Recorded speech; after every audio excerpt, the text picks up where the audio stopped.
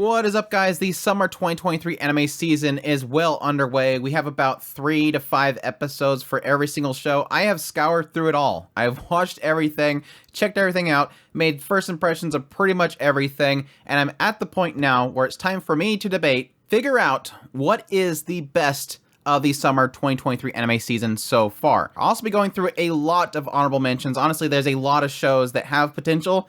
I'm just not quite seeing it enough. And also talk about all the returners that I'm super happy about so far with the season. As per usual with my top list, this is my list, not your list. It's subject to change. Things can get crappy, they can get better, such and such. But definitely go down in the comments down below and let me know what your favorite of the season are so far. It's kind of nice for people that they don't really like what I like, and they can go down there and they can find some other options. Even though, yes, I have the best taste. Without further ado, let's jump into the list. Number 5 is always the most difficult one because pretty much everything else that doesn't get picked is the ones that end up off the list. But ultimately, I came down to deciding helck. Helck is a series that I'm honestly loving every single minute of. I'm really surprised about how much it's really grabbing me. It's essentially this hero class human that goes down and competes in this tournament where they're trying to decide the next demon lord. And they're getting really upset about this because a human shouldn't be competing.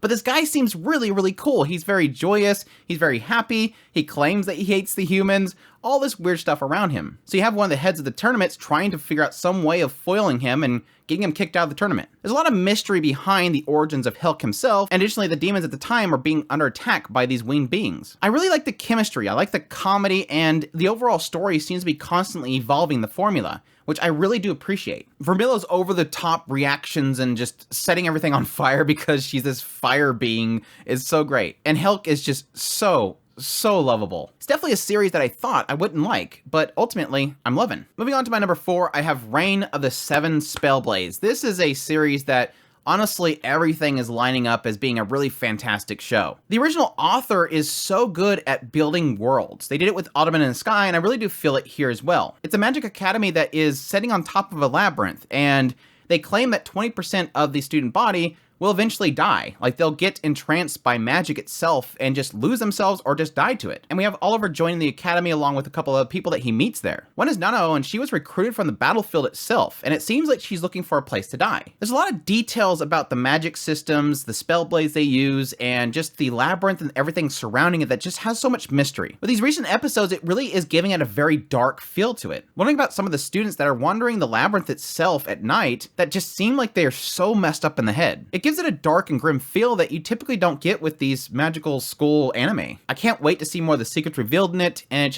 it has me just completely hooked. Moving on to my number 3, I have Dark Gathering. This show was a massive surprise. Now, granted, the PV itself was really, really dark.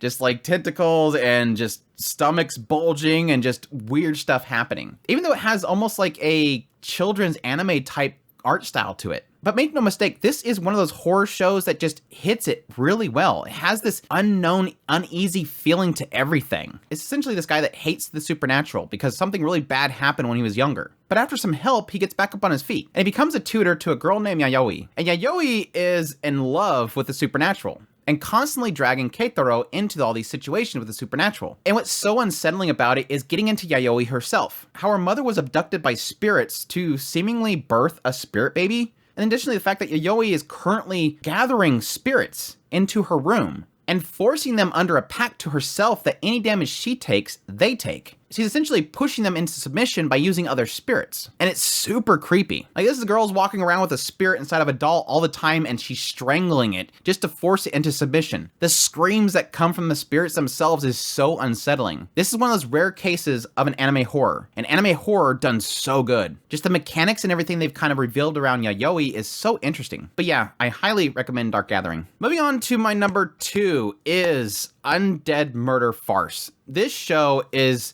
so interesting. It opens up with this guy that's an Oni, and at some point he's recruited by this Aya Rindo. And Aya Rindo is an immortal, but at some point she lost her body. Some man showed up, severed her, and then took her body away. And she went to this Oni to have him kill her, because Onis have the ability to harm and kill immortals. But instead, the Oni gives her an option. I kind of know who you're talking about. This guy that took your body, I know who you're talking about. So rather than me kill you, let's go get him together. Let's go find where this dude is. And what kind of develops from this is this 2-person, technically 3-person because there's a maid, detective group that's kind of traveling around and solving mysteries, all until the point they eventually, hopefully, find this guy that has her body and technically curse this guy. And it seems like it's going to do these segmented story arcs of different mysteries. The first one being this vampire's wife being murdered, and them trying to find out who is the killer. Now, we haven't gotten to the punchline, the resolve of this first mystery, but I'm really hoping that it has a great punchline to it, because so far it's doing a good job of kind of laying out all the mystery itself, and all the possibilities for what could possibly have happened to this lady. I have my suspicions early on, and I'm hoping that those early predictions are wrong. There's something else that I'm missing. I do like the idea of being able to resolve the issue yourself as you're watching them figure it out, but I'm hoping it's not too obvious. That there'll be something that they showed that I missed, that'll make me go, aha, you're right. But that's still yet to be seen. So far, we're getting some really good visuals and a lot of great directing. I mean, this is the director from Kaguya-sama Love is War. This guy knows how to direct stuff and really do this creative stuff with visuals while characters are kind of talking things through. Additionally, I absolutely love the chemistry between the characters. All these pot shots and just jokes around each other is so fantastic. You can just know these characters just get a kick out of being with each other. It's a great setup. I love the setting. I love the style. Everything just is kind of really clicking for this series, and I just hope it has some really fantastic punchlines to the mystery. But yeah, Undead Murder Farce, check it out. And finally, for my number 1, no, it's not Zom 100. I know some people was probably thinking it's gonna be Zom 100. I'll get into that in a minute.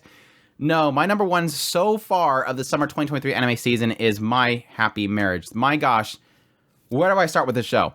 First of all, this show is absolutely gorgeous. Kinema Citrus is doing an incredible job of portraying the setting, the style and everything. It's pretty much like a Showa period type of style to it. It's got this supernatural twist to it that I'm really curious about where that'll go. But at its heart is the story about somebody that was horribly treated as they were growing up, eventually having this moment of peace as they're wed off to somebody that they thought was going to be terrible to them. It's like if your family treated you so terribly, would it really matter that you get sold off to somebody that a lot of people say is terrible? She accepts it. She discards what's remaining of her memories of her childhood, which was good until her mother died, but ultimately finds peace where she goes.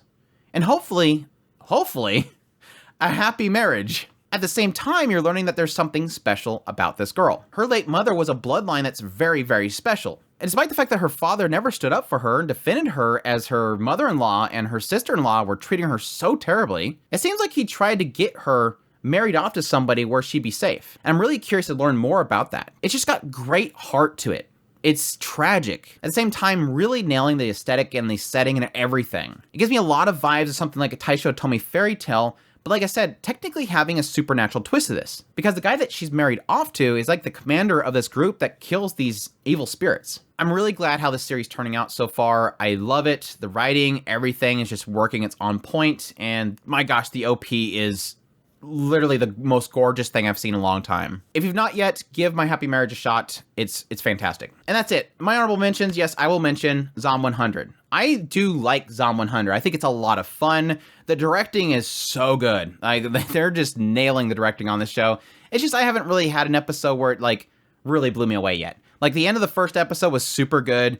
I liked some segments of the third episode. The second episode I felt like was a letdown because it was kind of one of those here's a different perspective kind of stories. But I'm still like super hyped for it because it's a zombie anime and we don't get zombie animes. And it's just anime is prime for zombie animes. Level 1 Demon Lord and One Room Heroes literally was the one that was fighting for that number 5 spot. I just think that it is such a wholesome show and it's super surprising to me. I just really do love the characters, the comedy between the main Demon Lord and the hero, or it's just super good. They're just so fun together. And like I said, it's technically a lot more wholesome than I thought it would be. I love Masterful Cat is Depressed Again Today. That show is so cute.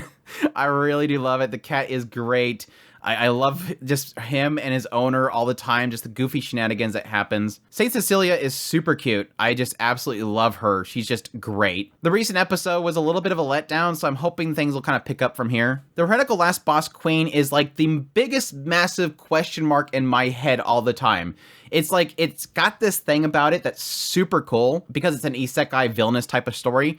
But it's giving the hints that possibly she's going to be manipulated by the villainess that she's supposed to be. And if it does that stuff, it's going to be incredible. I just haven't quite got the confirmation that that's what they're doing. The Gene of AI has been really good. It's got a great setting. It really has a fantastically realized world.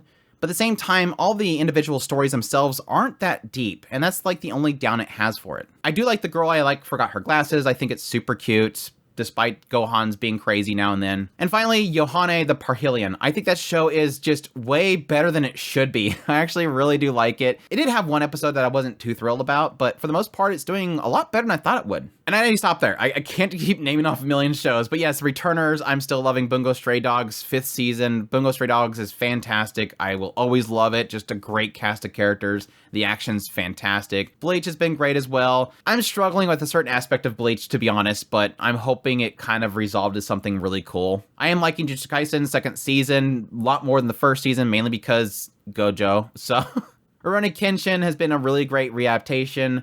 Horimiya Peace has been just super heartwarming, and it just makes me want to watch the 1st season again because I absolutely love those characters. Duke of Death and his Maid 2nd season is just a return of some more great stuff there. I'm really hoping the story really picks up here soon. Malevolent Spirits Mononogatari's 2nd season has been good so far. I hate this certain tease, but I've only gotten like 2 episodes into it so far. And yes, I am loving Mushoku Tensei Jobless Reincarnation 2nd season. It's been a lot of fun.